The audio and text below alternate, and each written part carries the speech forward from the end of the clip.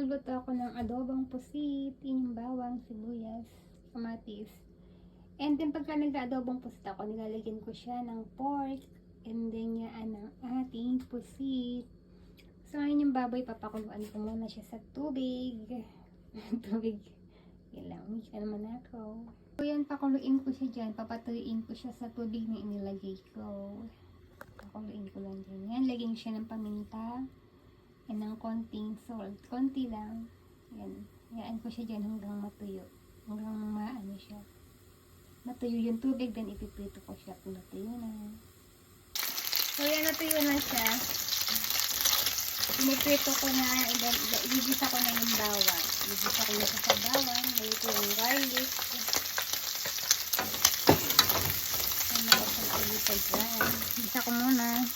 Ilagay ko yung onion. Saan ba? Sine-check ko kasi minsan. Hindi ko alam naka-off pala yung com. Parang naka-off pala. So, gisa ko lang siya.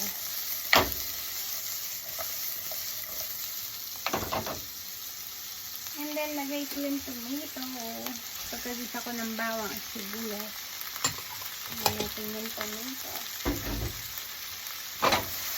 I-mix ko lang ulit.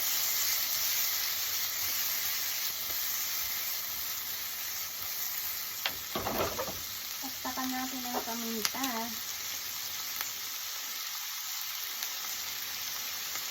Ayan. Then pagkagisa ko, lagay ko yung hipon. Hipon talaga. Squid. Yung squid sa Tagalog. Squid. Pusit. Ayan. Lagyan natin ulit ng paminta.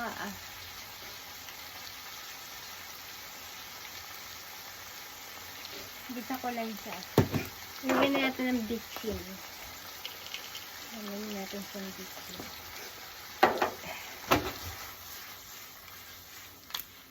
Wow!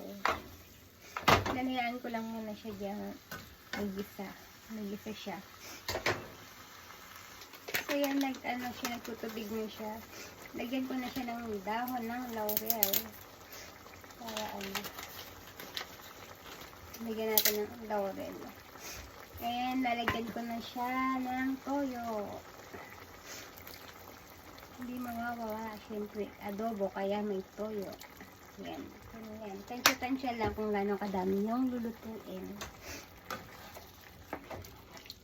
Halo-halo. Hayaan ko lang siyang kumulo-kulo pa dyan ng konti. Habang kumukulo-kulo siyang ganyan, nag-a-add ako ng sugar. Tansyahin ko lang din kung gano'ng kadami yung sugar na ilagay ko. Siguro ano lang ganyan.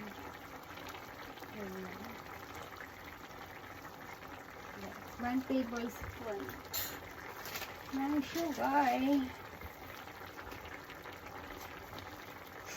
Off ko lang ulit. Nanching ako sa paminta.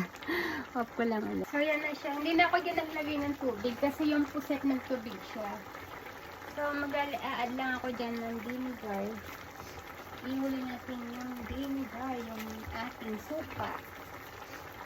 So, maglagay lang ako ng suka. Yan na yung suka na ginitin ko. Naubusan na ako ng dato puti eh. Yan yung lalagay natin suka. Yan. Hindi ko siya haluin, hayaan ko lang siyang ganyan hanggang kumulo mga 5 minutes.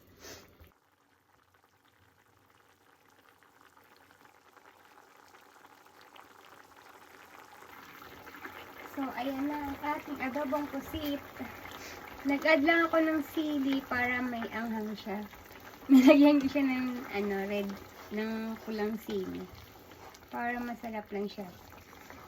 May anghang ba? May maanghang siya, masarap ba? So, ngayon hindi na ako sa kanya naglagay ng mga oyster sauce. Kasi gusto ko ba yung lasa sa Pilipinas, yung classic na luto na bawang, sibuyas lang ganyan. Lagyan ng bitchin, toyo, and suka.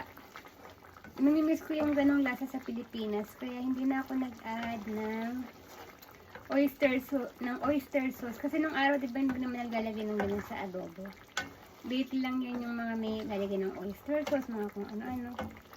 So, ganyan ang gusto kong luto ngayon, yung simpleng luto lang siya. Toyo at suka lang, and paminta, daon ng laurel.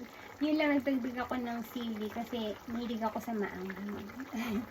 So, yan ang ating adobong pusit na may, na may pork adobong pusit. Ayan pala.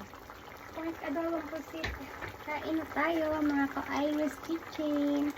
Thanks for watching. Bye-bye!